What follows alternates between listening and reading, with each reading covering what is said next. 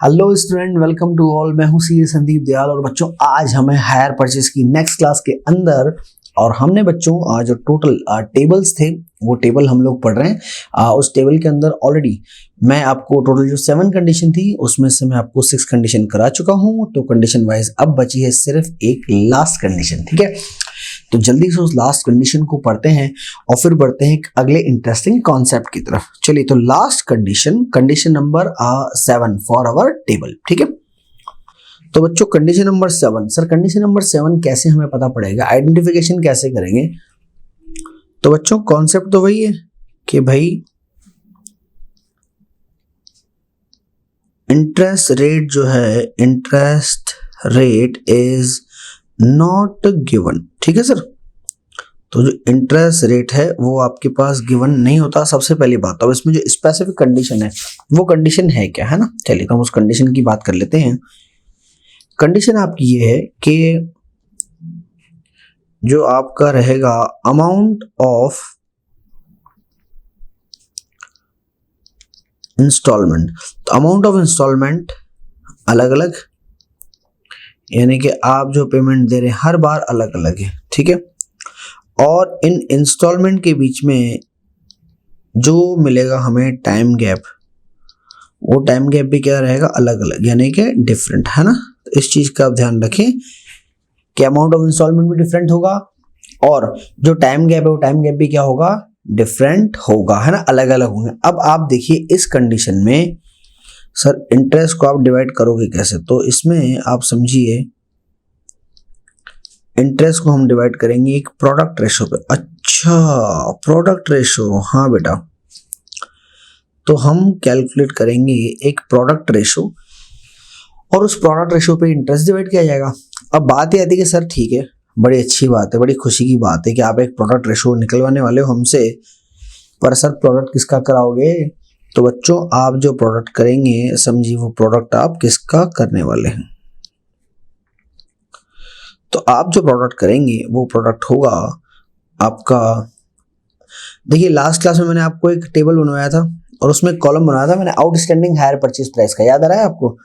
तो बच्चों outstanding higher purchase price और टाइम गैप को करना है आपको मल्टीप्लाई। जी हाँ, आउटस्टैंडिंग हायर परचेज प्राइस और टाइम गैप को जब आप करेंगे मल्टीप्लाई तो आपका बनेगा प्रोडक्ट और उस प्रोडक्ट रेशो के हिसाब से आपको डिवाइड करना है इंटरेस्ट। ठीक है, चलिए तो अब हम एक काम करते हैं, इसका करते हैं एक क्वेश्चन। तो क्वेश्चन सुनिए आप, बड़ा ही इंटरेस्टिंग क्वेश्चन है आपके लिए। तो बच्चों क्वेश्चन में है हमारे पास सर कि हमने एक ट्रक खरीदा, ट्रक की जो कैश प्राइस है वो कैश प्राइस तो है 80,000। ठीक है, फिर जो हमारा सर डाउन पेमेंट है, डाउन पेमेंट कितना है सर? डाउन पेमेंट है हमारा 20,000। ठीक है, फिर उसके बाद फर्स्ट इंस्टॉलमेंट जो है, अब देखिए आप कब कब देंगे, ये बोल रहा है कि जो फर्स्ट इंस्टॉलमेंट है ये हमने पे करा है आफ्टर 6 मंथ। ठीक है, तो चलिए जब भी आपने डील करा उसके 6 महीने बाद आफ्टर 6 मंथ आपने फर्स्ट इंस्टॉलमेंट पे करा, कितने का? 16,000 का। ठीक है, फिर आगे लिखा हुआ है सर कि भाई आफ्टर 12 मंथ, आफ्टर 12 मंथ हमने सेकेंड इंस्टॉलमेंट पे कराया और वो सेकेंड इंस्टॉलमेंट कितने का है सर? वो सेकेंड इंस्टॉलमेंट है हमारा 24,000 रुपीज का। ठीक है, और फिर ये बोल रहा है कि आफ्टर 2 ईयर, बिल्कुल यही बोला है इसने, आफ्टर 2 ईयर हम इंस्टॉलमेंट नंबर 3 का पेमेंट करेंगे जो कितना होगा 32,000 रुपीज का। ठीक है, चलिए तो ये आपके सामने क्वेश्चन आ चुका है। कैश प्राइस 80 है, डाउन पेमेंट 20 है, आफ्टर 6 मंथ फर्स्ट इंस्टॉलमेंट 16,000 का, आफ्टर 12 मंथ 24,000 का second instalment and after 2 year 32,000 का हम देंगे थर्ड इंस्टॉलमेंट। ठीक है, देखिए टाइम गैप भी अलग अलग है ना, और अमाउंट भी आपका अलग अलग है। अब इसमें देखिए आपका जो टेबल बनेगा बच्चों, वो टेबल किस तरीके से बनेगा?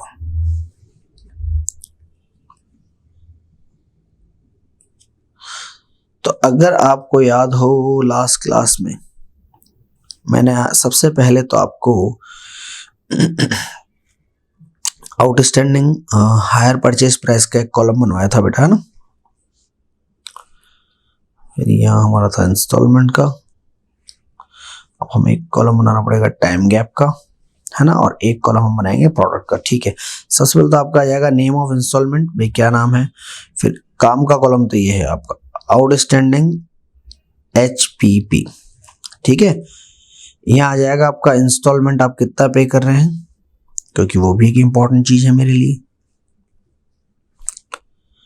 इंस्टॉलमेंट के बाद बेटा यहाँ आ जाएगा आपका टाइम गैप TG, यहाँ आएगा प्रोडक्ट। ठीक है, चलिए तो बढ़ते हैं आगे।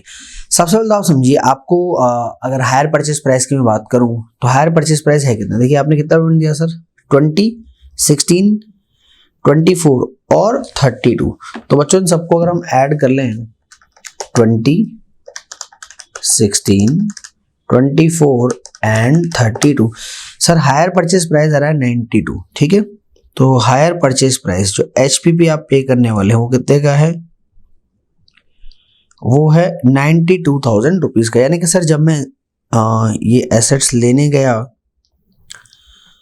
तो कितने पैसे बाकी थे, 92,000 ही बाकी थे सबसे पहले तो।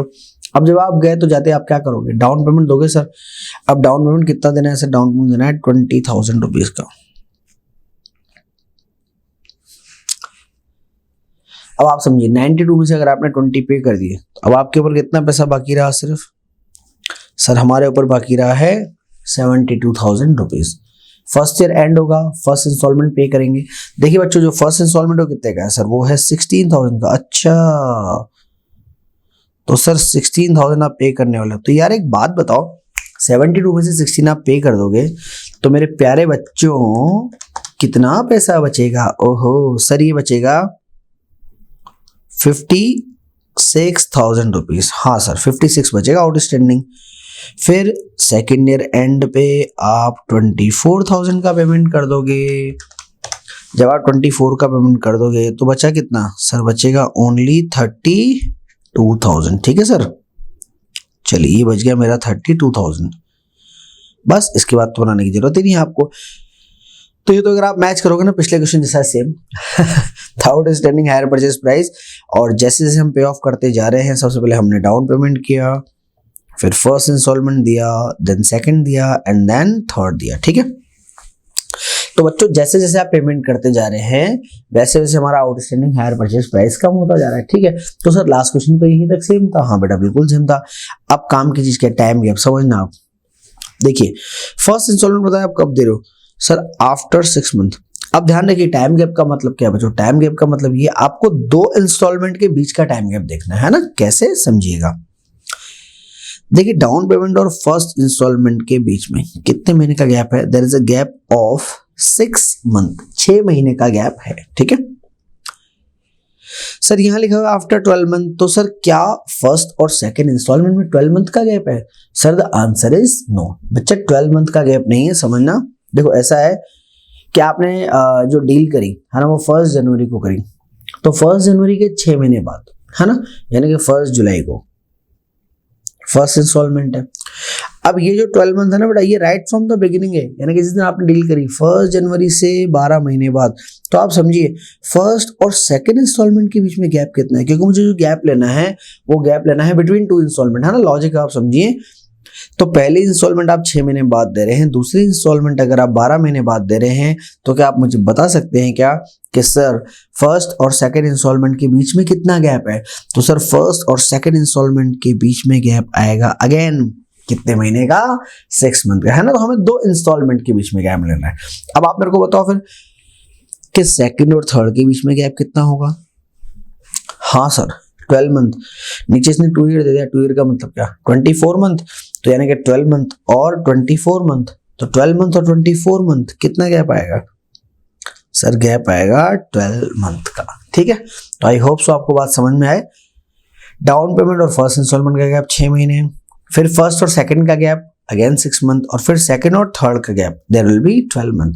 अब मैंने आपसे कहा था प्रोडक्ट किसका बनेगा सर? प्रोडक्ट बनेगा आउटस्टैंडिंग HPP और टाइम गैप। चलो आउटस्टैंडिंग, अच्छा सबसे पहले सर क्या 92 के सामने टाइम गैप है क्या भैया? नहीं है, तो इसको छोड़ देंगे।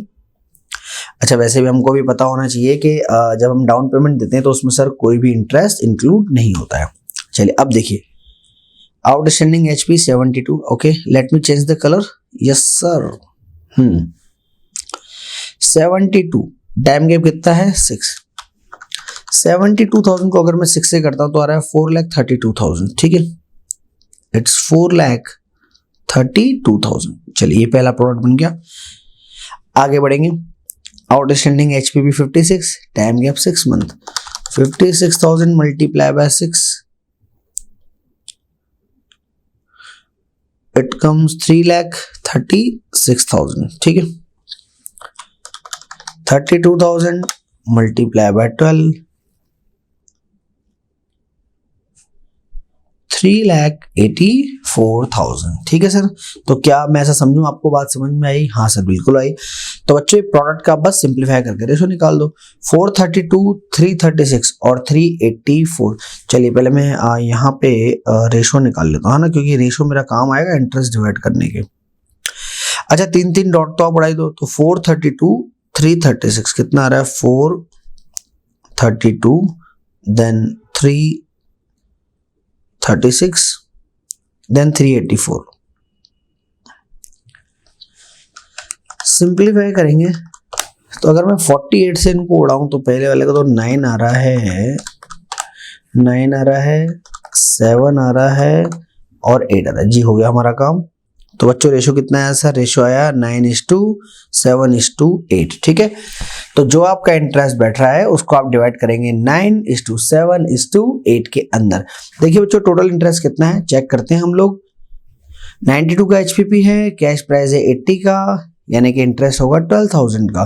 तो 12,000 का इंटरेस्ट अब अगर आप डिवाइड करें, चलिए मैं कॉलम बनाता हूँ इंटरेस्ट के लिए। क्या क्या था? Down payment, first instalment, then second and then third. तो प्योरली ये कॉलम मेरा इंटरेस्ट का रहेगा सर 12,000। मुझे पता है डाउन पेमेंट तो इंटरेस्ट होता नहीं है, ठीक है। आप पहले वाले का निकालें, जब आप पहले वाले का निकालेंगे तो कितना आएगा? 9 + 7 + 8 यानी कि 24। तो 9/24 मल्टीप्लाई बाय 12,000। अगर आप पहले वाले का निकालें इट्स 9/24 मल्टीप्लाई बाय इंटरेस्ट कितना है सर? इंटरेस्ट है हमारा 12,000। सॉल्व करेंगे तो कितना आएगा सर? ये आएगा आपका अमाउंट ₹4,500, ठीक है। चलिए फर्स्ट इंस्टॉलमेंट। सेकंड की बात करें, यहाँ पे आएगा तो 7/24 मल्टीप्लाई बाय 12,000 तो कितना हुआ? ये हुआ आपका 3,500, ठीक है। और फाइनली थर्ड इंस्टॉलमेंट 8/24 है ना, इट्स 8/24 मल्टीप्लाई बाय 12,000। तो सर ये कितना हो जाएगा? ये हो जाएगा हमारा अमाउंट ₹4,000, ठीक है। चलिए तो डाउन पेमेंट में इंटरेस्ट नहीं है, लेकिन फर्स्ट इंस्टॉलमेंट में है 4,500, सेकंड में है 3,500 और सर थर्ड में है मेरे पास ₹4,000, ठीक है। चलिए तो इंटरेस्ट मैंने निकाल दिया है, आई होप सो कि प्रिंसिपल तब आप निकाल ही लेंगे, ठीक है। चलिए तो यहाँ तक बच्चों हमारा जो काम है टेबल लेवल बनाने का, वो टेबल्स हमने सारे बना लिए हैं, ठीक है। चलिए तो अब हम बढ़ते हैं आगे। देखिए नेक्स्ट मैं आपको बताना चाहूंगा, देखिए ये टेबल्स आपके जो है वो पूरे के पूरे कंप्लीट हो चुके हैं। मैंने आपको बुक्स ऑफ परचेजर भी बता दिया है कि परचेजर की बुक में बेसिकली कौन कौन से अकाउंट बनते हैं। तो बच्चों परचेजर की बुक में हमने एक तो बनाया था आपका एसेट्स अकाउंट, एक बनाया था हमने वेंडर अकाउंट, एक अगर आप और चाहें तो बताता हूँ परचेजर की बुक में एक डेप्रेशन अकाउंट भी बनता है। अगर आपसे कभी बोल दे वो एग्जाम में, अब डेप्रेशन अकाउंट कैसे बनता है भाई? आप डेप्रेशन लगाओगे एसेट्स के ऊपर तो क्या एंट्री होती है? Depression account debit to assets, ठीक है। तो depression account debit to assets, तो इधर तो हो जाएगा टू एसेट्स, ठीक है। और उसको P&L में डालेंगे तो क्या आएगा? बाय P&L, ठीक है सर। तो बच्चों ये तो बनता है आपका एक सिंपल सा डेप्रेशन अकाउंट। किस बुक में बनेगा सर? ये बनेगा परचेजर की बुक में। तो टू एसेट्स और बाय P&L, ये डेप्रेशन अकाउंट हर साल बनेगा। अब देखिए अगर हम बात करेंगे परचेजर की बुक में सर बैलेंस शीट में क्या ट्रीटमेंट होता है, तो बच्चों बैलेंस शीट में आप ध्यान रखिए ये हम परचेजर की बुक की बात कर रहे हैं। बैलेंस शीट में जो भी आपका एसेट्स है वो दिखाएं, जो डेप्रेशन आपने लगाया वो लेस करके दिखाएं। अब क्या है, जितना अमाउंट आपको वेंडर को देना है वो लायबिलिटी में दिखाएं तो बेटर रहेगा आपका अमाउंट ड्यू टू वेंडर। ठीक है,